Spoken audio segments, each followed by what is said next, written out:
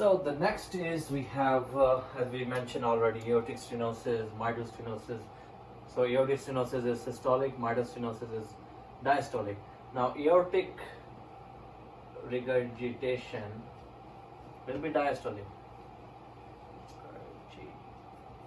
Regurgitation. Just go with these points. And how does the murmur will be? The murmur would look like decrescendo, diastolic murmur. Location is very important. Location will be left lower sternal border. Right? Very good. Now, it has something which is important, bounding pulses, or we can say water hammer pulses, or some says bounding pulses, or a sign, bounding pulses sign.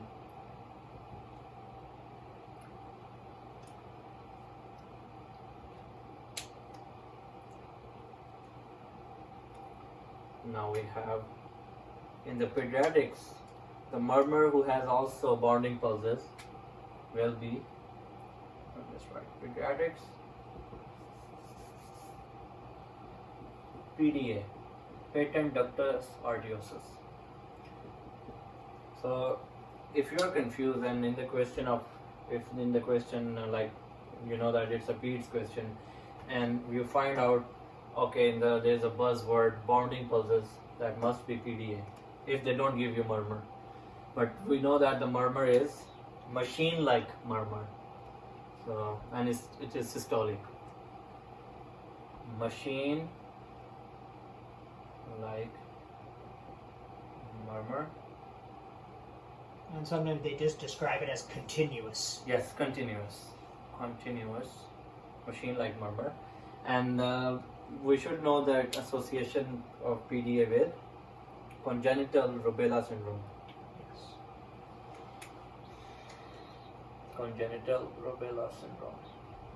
So PDA is there, cataract is there. Sure. And one more is, I guess, hearing loss. Yes. Tried. Yep, definitely. If I'm wrong, just write in the comment. Alright, so Deafness, blindness, yes. and then PDA is very good. Sometimes when they mention aortic regurgitation, they can describe it, like we said, a diastolic decrescendo. You know, they can describe it as a blowing murmur. Sometimes they say it's a high-pitched early diastolic murmur. Exactly like you mentioned, it's heard best at the third intercostal space on the left, which is known as Erb's point.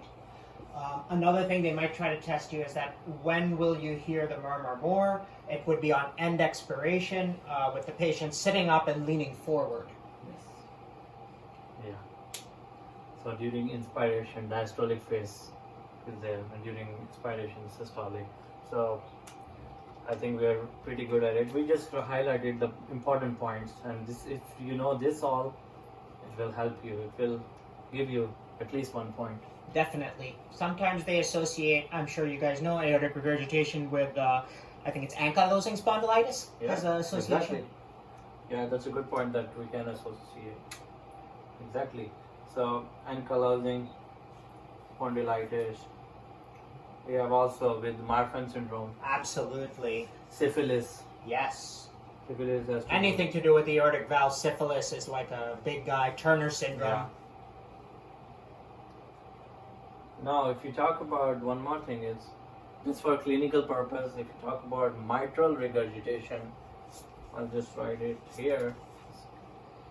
If you talk about mitral regurgitation or mitral stenosis, so most likely that whenever you have pulmonary edema, it can happen with other murmurs too, but most likely think about mitral regurgitation because there is a backflow of the blood to the lungs leading to pulmonary edema.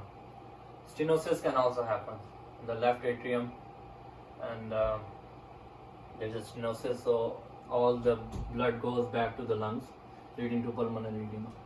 Very This good. is just highlighted point. Yeah. And sometimes they can associate tricuspid regurg or mitral regurg with IV drug users, HIV patients, heroin addicts. Yes. Yes, great. Now the treatment here will be diuretics, basics, furosemide.